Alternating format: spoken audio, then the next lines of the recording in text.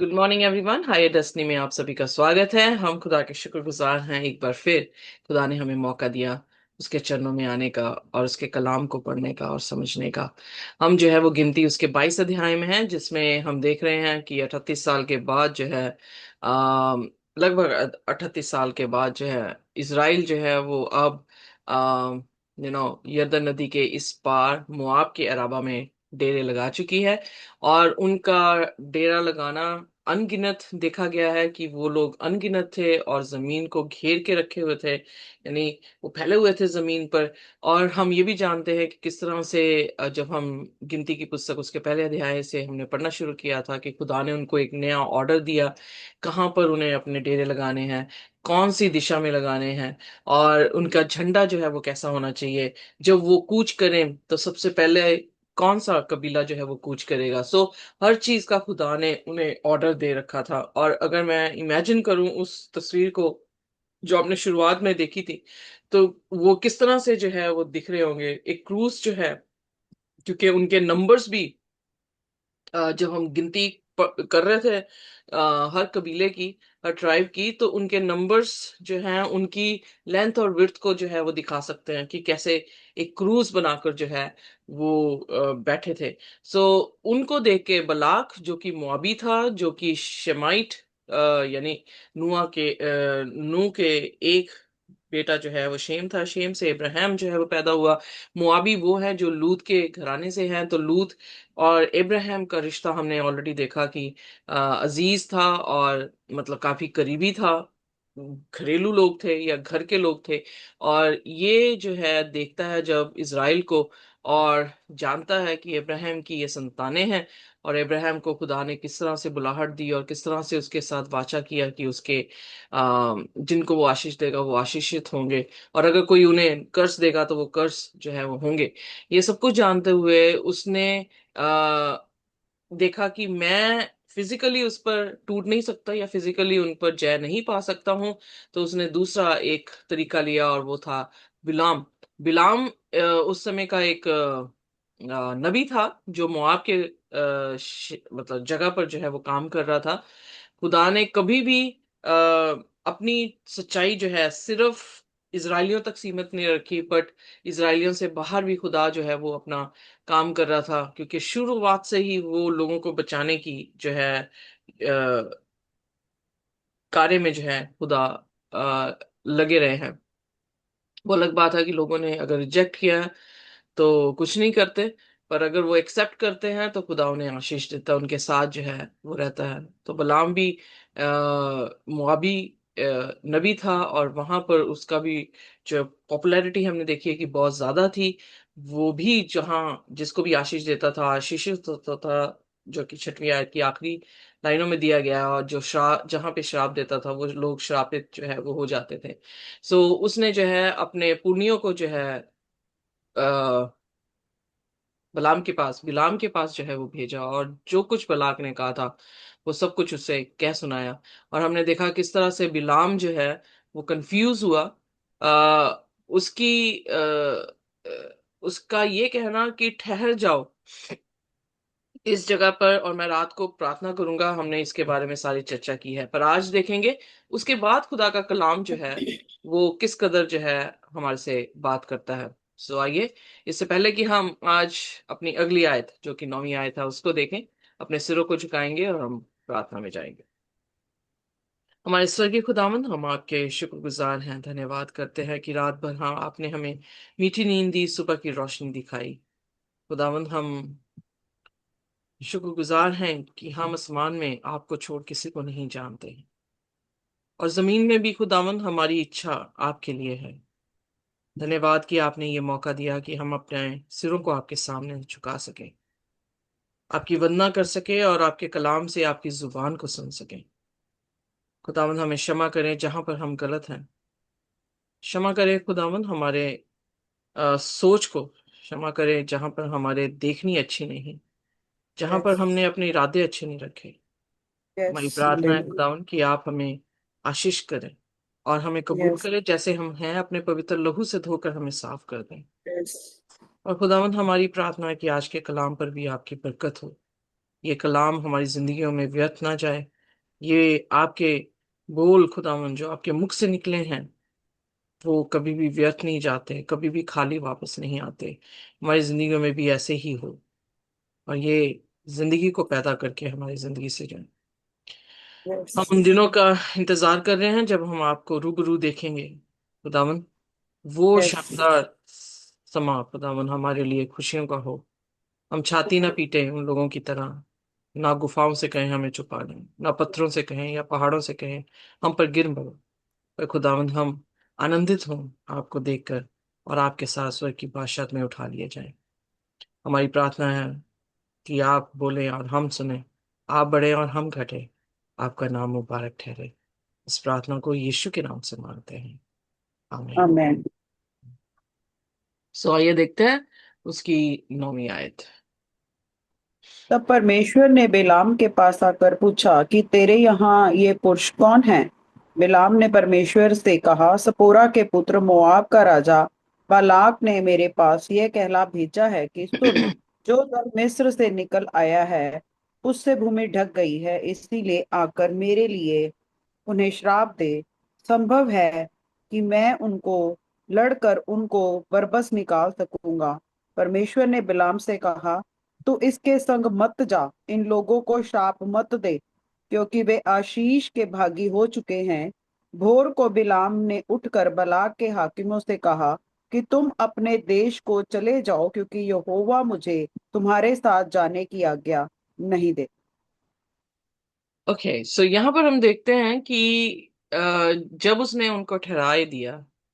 कई बार हमारी इंटेंशंस जो है वो राइट नहीं होती हैं, कई बार हम कंफ्यूज होते हैं, तो खुदा जो है हमें छोड़ नहीं देता उस समय। खुदा फिर भी हमसे बात करता है।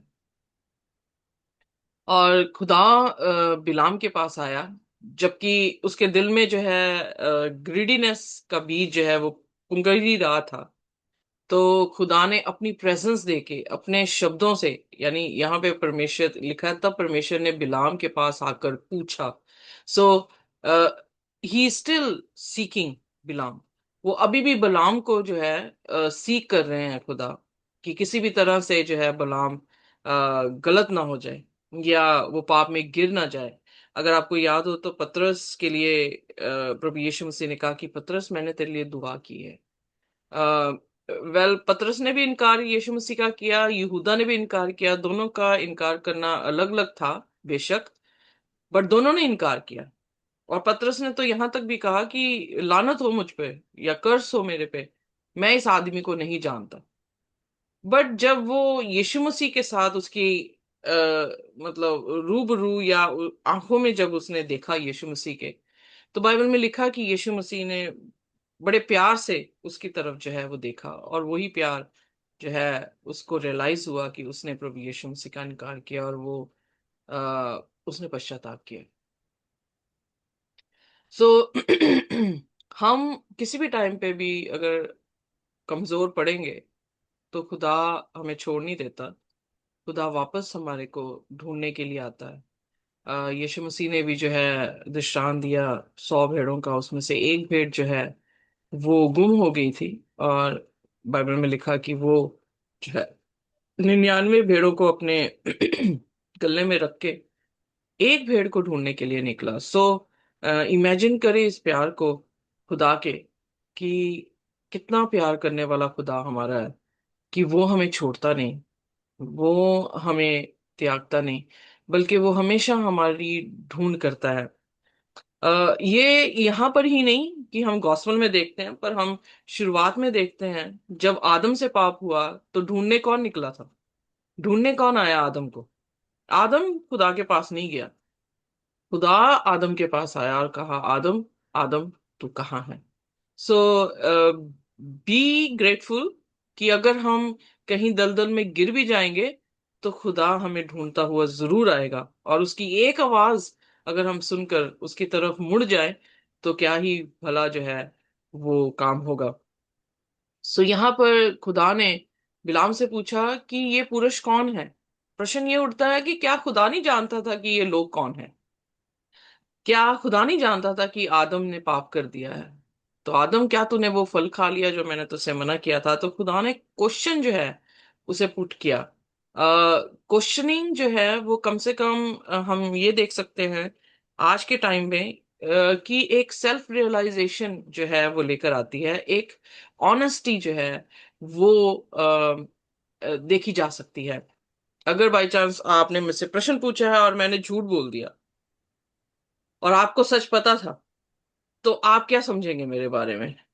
ये एम आई ऑनेस्ट, नो। ट्रांसपेरेंट, और मैं जो हूं वो झूठ बोल रही हूँ?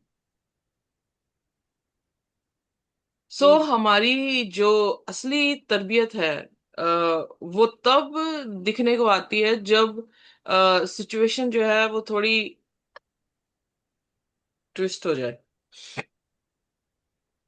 इसलिए अपनी फेथफुलनेस जो है हमें हर सिचुएशन में जो है वो कमिटमेंट, स्पेशली कमिटमेंट हर सिचुएशन में जो है वो रखनी जो है वो जरूरी होती है। तो यहाँ पर खुदा उसके पास आया, हम भी गिरते हैं पर फिर खुदा हमें संभालता है। इसीलिए खुदा के वचन में लिखा कि धर्मी जो है वो 7 बार भी अगर गिरे तो वो क्या होगा? उठेगा, या उठे उसे उठाया जाएगा। So because God is seeking, खुदा जो है ढूंढ रहा है, और खुदा नहीं चाहता है कि उसका भक्त जन जो है वो नाश हो। सो इसलिए खुदा हमेशा keep on working on us. इसीलिए भजन 121 में लिखा है कि ना वो सोता है ना कभी वो ऊँगता है। सो फिर वो क्या करता है? वो अपने लोगों को ढूंढ रहा है, अपने लोगों को वापस अपने गले में जो है वो लेकर आने के लिए ढूंढ रहा है। So that's a beautiful thing, expression बहुत अच्छा है कि खुदा ने बिलाम के पास आकर पूछा कि तेरे यहाँ से यहाँ ये पुरुष कौन है? सो जब खुदा आकर क्वेश्चन करे, इट मीन्स कि हम कहीं ना कहीं गलत हैं। रॉन्ग है। या और वो हमें ढूंढने के लिए आया है। सो ये पुरुष कौन है? बिलाम ने यहाँ पे ऑनेस्टी दिखाई। बिलाम ने कहा परमेश्वर से कि सिपोर के पुत्र मोआब के राजा बल्लाक ने मेरे पास ये कहला भेजा है कि सुन, जो दल मिस्र से निकल आया है, कौन सा दल है? अब्राहम की संतानें हैं। अब्राहम जिससे खुदा ने वाचा बांधी थी कि उसके बच्चे जो हैं आशीषित होंगे। इसीलिए आगे परमेश्वर ने उससे कहा कि क्योंकि वे आशीष के भागी हो चुके हैं, सो उनको शराब मत दे। और फिर एक और इंस्ट्रक्शन दी गई कि इनके संग मत जा। अगर किसी भी तरह से शैतान आपको ट्रैप करने की कोशिश करता है, मैंने देखा है कि अगर मैं अपनी पूरी जद्दोजहद से मैंने निर्णय ले लिया कि मैंने ये करना है और मैं करूं, करने के लिए निकल गई हूं, तो समहाउ खुदा जो है वो मेरी जिंदगी में क्या करता है? यू टर्न दिलवा देता है कि यहाँ नहीं जाना, इधर आ। इसलिए ये भी मेरा जो पर्सनली भरोसा है कि अगर मैं कहीं दलदल में गंदी हो भी जाऊं, तो मुझे क्या करता है? वो उठा के सूखी जमीन पर, साफ सुथरा सूखी जमीन पर जो है वो उतार देगा। लाइफ में जो है वो काफी ऐसी चीजें होती हैं जिसमें हम डिसीजन तो लेते हैं पर हम श्योर नहीं होते हैं। तो खुदा के सामने जब हम दुआएं करते हैं और कहते हैं कि खुदा की मुझे रास्ता दिखा, तो लिटरली खुदा जो है वो रास्ते दिखा देता है, और कई दरवाजे जो है वो बंद कर देता है और कई दरवाजे जो है हम देखते हैं कि खुल जाते हैं। So God works all the time on us. खुदा हमारे को कभी भी छोड़ता नहीं है। तो इसलिए हमेशा ये लेसन भी अच्छा है कि हम याद रखें कि फर्स्ट ऑफ ऑल कि हम पाप ना करें। दूसरी बात, अगर पाप हो भी जाएगा तो हमारे पास क्या है? एडवोकेट है। अगर हम उसको तकीद करेंगे या उसको रिक्वेस्ट करेंगे, तो वो हमारे केस को अपने हैंड में लेकर हमें जो है वो जीत दे देगा। Amen? आमेन। सो ये भी भरोसा हमें खुदा पर जो है वो होना चाहिए। और इनफैक्ट खुदा जरूर आके अपने लोगों से जो है वो बात करता है। किस जरिए से बात करेगा? कई बार ऐसा होता है कि जो हमारे फ्रेंड्स होते हैं वही हमें चीजें जो है वो बता रहे होते हैं कि ऐसे कर ले, ऐसे कर ले, ऐसे कर ले। सो कई बार खुदा जो है वो किसी ना किसी के जरिए से जो है हमारे से बात करता है। और फिर सबसे बड़ा जरिया तो खुदा का कलाम है, जो हम हर रोज पढ़ रहे हैं। सो खुदा खुदा का कलाम हमें जो है वो सिखाता है कि वो कैसा है, कैसे तरबियत में है, और वो कैसे हमें जो है वो बचा सकता है। सो यहाँ पर खुदा की पहली कोशिश, जब खुदा ने ये कह दिया कि ये पुरुष कौन है, क्वेश्चन किया है, तो इसका मतलब बिलाम ऑलरेडी जो है वो ट्रैप में था। और उसको जो है सेल्फ रियलाइजेशन के लिए खुदा ने कहा। और फिर सिर्फ सेल्फ रियलाइजेशन नहीं दे रहे हैं खुदा उसको कि वो सोचे कि ये कौन है, और फिर वो बोल रहा है, रिपीट कर रहा है अपनी जुबान से कि ये बिलाम है, या ये बलाक है, जो कि मोआबी राजा है, जो आकर ये मुझे कह रहा है कि जो मिस्र से निकल के आए हैं पूरी भूमि को उन्होंने ढांप लिया है, इसलिए मेरे लिए आके निश्राप दे। संभव है कि मैं उनसे लड़ उनको बरबस निकाल सकूंगा। सो यहाँ पर वो जब रिपीट कर रहा है, तो जब भी हम कोई चीज रिपीट करते हैं, अगर आप देखें कि काम में भी हम जब जाते हैं, तो अगर कोई गलती हो जाती है, तो मेरी मेट्रन आके मुझसे पूछती है कि तो ये जो चीज आपने की थी, क्यों की थी, what was the reason behind you, और बिहाइंड दिस एक्ट, मतलब तेरे दिमाग में क्या चल रहा था उस टाइम। तो जब मैं कहती हूँ अच्छा ये पेशेंट ऐसे आया था, इस पेशेंट का ये था, और फिर मैंने ऐसे किया, और फिर मैंने ये किया, अपनी तरफ से मैं सोच रही हूँ कि मैंने राइट किया, पर फिर उसके बाद वो फिर एक्सप्लेन करेंगी कि ब्लड रिपोर्ट्स जो थी वो ऐसी थी, तो अगर ऐसे, ओ या I got it.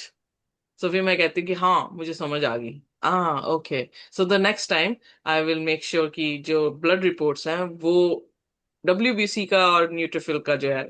So kind of, are you getting me, conversation क्यों की जा रही है? ये शायद उसका एक, उसके 18 में खुदा के वचन में लिखा है कि आओ हम वाद विवाद करें, यानी डिस्कशन करें, यानी कन्वर्सेशन करें, क्वेश्चनिंग करें एक दूसरे को, और आंसरिंग करें कि इंटेंशन क्या थी, क्या तुम्हें नहीं पता था। जब हम कोई चीज डिस्कस करते हैं किसी के साथ, तो क्या होता है, एक एक सोल्यूशन जो है वो पैदा होता है। और उस सोल्यूशन में क्या होगा, अगर आप अच्छी तबीयत के इंसान हैं, हलीम है, तो आप उस सोल्यूशन को जो है वो एक्सेप्ट कर लेंगे। पर अगर आप घमंड में हैं, आप ईगो में अपने चल रहे हैं, तो आप क्या करेंगे कि जो मैं सोच रहा हूँ या सोच रही हूँ वही राइट है, दूसरा इंसान जो है वो गलत है। सो ये वाद विवाद किया गया है, जो खुदा ने उससे क्वेश्चनिंग करके, ताकि वो सेल्फ रियलाइज कर सके, ताकि वो खुद इस चीज को समझ सके। जब हम खुद समझ जाते हैं ना, तब हमारे डिसीजन जो हैं वो बहुत पक्के हो जाते हैं। पर जब हम नहीं समझते हैं, तब हम हमारी ईगो का डिसीजन जो है वो मजबूत हो जाता है। इसलिए वो balance, not balance, I should not say that, I will take this word back. यानी कहने का मतलब है कि वो जो दो पावर्स लड़ रही हैं हमारी जिंदगियों में, उन पावर, दो पावर्स के बीच में से एक पावर को जिताने के लिए कन्वर्सेशन जरूरी है, कम्युनिकेशन जरूरी है। हमारी मैरिज लाइफ में भी जो ट्रबल या जो भी मुसीबत आती है ना, वो यही होती है कि लैक ऑफ कम्युनिकेशन है, लैक ऑफ डिस्कशन है। और वो डिस्कशन जो है वो ईगो बेस्ड हो जाती है, उसमें कोई भी निचोड़ नहीं आ पाता, कोई भी आउटकम अच्छा नहीं आ पाता। पर अगर हलीमगी के साथ वो कन्वर्सेशन की जाए, खुदा के डर और खौफ में, खुदा के कलाम के अनुसार वो कन्वर्सेशन की जाए, तो डेफिनेटली आउटकम क्या आएगा, अच्छा आएगा। Amen? Amen. और अच्छा क्या आया कि उसकी क्वेश्चनिंग करने से उसने जो शब्द बोले, जो रीजनिंग उसने दी, और उस रीजनिंग के बाद जो इंस्ट्रक्शन खुदा ने दी कि भाई तू श्राप कैसे दे सकता है, ये तो ऑलरेडी मैंने आशीष वाले लोग बना दिए हैं। अब क्या करना पड़ेगा, ऐसे कर, तू इसे उन्हें भेज दे, श्राप मत दे। तो फिर सुबह उठते ही बिलाम ने क्या किया, उठकर उसने हाकिमों से कह दिया कि जाओ भाई अपने देश में चले जाओ, क्योंकि यहोवा मुझे तुम्हारे साथ जाने की आज्ञा नहीं देता है। सो यहां पर जो है उसने इम्प्लीमेंट कर दिया, एग्जीक्यूट कर दिया वो प्लान जो डिस्कशन से निकला था। एक टाइम में वो क्या हो गया, उसने अपने आप को सेव कर लिया। ओके। जी।